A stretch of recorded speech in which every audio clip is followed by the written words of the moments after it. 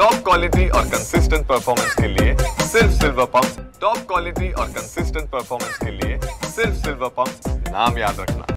आपल्यासोबत संवाद साधण्यासाठी भाजप नेते शार्दूल कौशिकजी आहेत। कौशिकजी, खरं तर आपल्या TV9 मध्ये स्वागत आहे। खरं तर आपण आज पाहतोय की भाजपला दिल्लीमध्ये घवघवीत यश मिळालेलं आहे। आपली प्रथम प्रतिक्रिया काय यावर?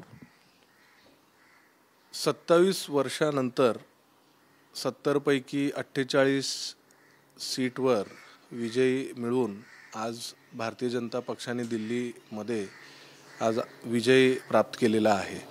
पहिलं तर मी भारतीय जनता पक्षाचे जे केंद्र नेतृत्व आहेत, जे आदरणीय पंतप्रधान नरेंद्र मोदी साहेबांच्या नेतृत्वाखाली, त्यांच्या मार्गदर्शनाखाली सगळ्यांनी काम केलं आहे, सगळे पदाधिकारी आणि कार्यकर्ते यांचा मी फार त्यांचा धन्यवाद करतो, त्यांचं अभिनंदन करतो की त्यांनी आज त्यांच्या ह्या मेहनतीमुळे हा आजचा दिवस त्यांनी आणलेला आहे। आणि हा फार आनंदाचा दिवस आहे, फक्त दिल्लीसाठी नव्हे तर अख्ख्या देशासाठी। दिल्लीच्या जनतेने 27 वर्षानंतर आदरणीय मोदी साहेबांच्या जे विकासाचं विजन आहे, त्या विजनला ही त्यांची पोचपावती दिलेली आहे आणि म्हणून आजचा हा विजय भारतीय जनता पार्टीला प्राप्त झालेला आहे। खरं तर या अगोदर आपची त्या ठिकाणी सत्ता होती, मात्र काँग्रेस देखील निवडणुकीच्या रिंगणात होती। मात्र आपण देखील याआधी काँग्रेसमध्ये राहिलेला आहात, मात्र काँग्रेसला हवं तसं यश संपादन करता नाही आलं। काय वाटतं याकडे? बघा, प्रथमतः कसं आहे की तुम्ही भारतीय जनता पक्ष आणि काँग्रेस पक्ष या दोघांच्या काम करण्याची जी पद्धत आहे त्याच्याकडे लक्ष द्याल तर तुम्हाला त्याचं उत्तर नक्कीच भेटेल। भारतीय जनता पक्ष काय करते की इलेक्शनच्या आधी सगळ्या गोष्टींची कमिटी बनवणे आणि प्रत्येक कार्यकर्त्याला, पदाधिकारीला जबाबदारी देण्याचं काम ते करते। काँग्रेस पक्षाचं कसं आहे, ते कुठल्याही पदाधिकारीकडे लक्षच देत नाही, दुर्लक्ष करून मग निकाल वाईट आल्यानंतर मग ते काय ना काहीतरी, आता मी कुठेतरी बघितलं ते ईगल कमिटी काहीतरी बनवली त्यांनी। ईगल कमिटी कशासाठी बनवली की जे काय महाराष्ट्रामध्ये, म्हणजे अख्ख्या देशामध्ये पण महाराष्ट्रातून सुरुवात करतात ते, महाराष्ट्रामध्ये एवढं जे निकाल आलेला आहे, एवढी कमी सीट त्यांना जे मिळालेली आहे, ते कशाने झालं, काय झालं, त्याच्यावर काहीतरी अवलोकन करण्यासाठी। आता हे कसं झालं की काँग्रेसचा विद्यार्थी निकाल आल्यानंतर अभ्यास करायला सुरू करतो, परंतु भाजपचा विद्यार्थी परीक्षेच्या आधी अभ्यासाची सुरुवात करतो।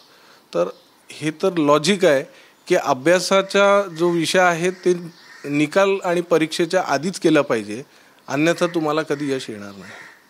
म्हणून त्यांचं निकालाच्या नंतर अभ्यास करण्याची त्यांची पद्धत आहे, म्हणून त्यांना यश येत नाही। खरं तर शार्दूलजी, आपण पाहतो की पुन्हा एकदा EVM वरती आक्षेप काँग्रेसकडून उचलले जात आहे, त्याकडे कसं पाहता? बघा, EVMचा आक्षेपचा विषय आहे। मी पण आज ऐकलं, बोलतायत की लोकसभेमध्ये सीट एवढे आलेले आणि मग आता 1 वर्ष पण झालं नाही। बघायला गेलो, हा आक्षेप महाराष्ट्रामध्ये पण घेण्यात आला होता विधानसभेच्या वेळेला। आता महाराष्ट्रामध्ये जेव्हा लोकसभेची निवडणूक होती तेव्हा आम्ही काँग्रेसमध्ये होतो, नंतर आम्ही भाजपमध्ये प्रवेश केला आणि विधानसभेच्या वेळेला आम्ही भाजपचं काम करत होतो। आता आम्ही मत मागणारी लोक आहोत, जर आमच्या मनात परिवर्तन येऊ शकतो तर मत देणाऱ्या माणसाच्या मनात काय परिवर्तन येऊ शकत नाही का? आणि निश्चितपणे लोकांना आदरणीय मोदी साहेबांच्या जो विकासाचं विजन आहे तो आवडलेला आहे। त्यांच्या नेतृत्वाखाली, त्यांच्या मार्गदर्शनाखाली हा देश चालतोय आणि तो दिवस लांब नाही की प्रत्येक राज्यामध्ये, जसं केंद्रात आपली गव्हर्नमेंट आहे, प्रत्येक राज्यामध्ये असंच बहुमत भारतीय जनता पक्षाला मिळणार आहे आणि तिथे सुद्धा सरकार स्थापित होणार आहे। खरं तर नवी मुंबई महानगरपालिकेच्या निवडणुका केव्हाही लागू शकतात, तर कशी तयारी झाली नवी मुंबई महानगरपालिकेची भाजपकडून? निश्चितपणे नवी मुंबईमध्ये दोन्ही आमदार देखील भारतीय जनता पक्षाचे आहेत आणि नवी मुंबईला आपण मिनी भारत म्हणतो। प्रत्येक राज्यातले, प्रत्येक प्रांतातले इथे लोक इथले रहिवासी आहेत आणि आपण बाकी राज्याचा निकाल पाहतोय।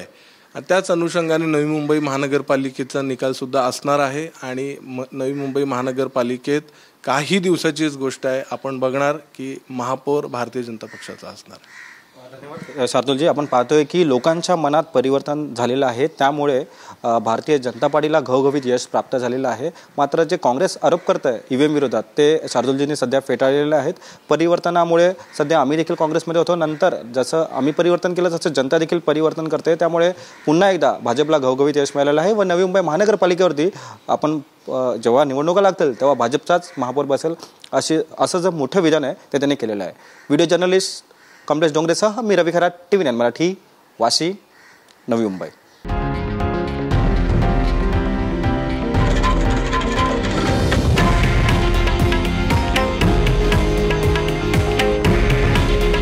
हे आहे देशातील नंबर 1 न्यूज नेटवर्क आणि आपण पाहत आहात TV9 मराठी. काळजी तुमची, हित महाराष्ट्राचं.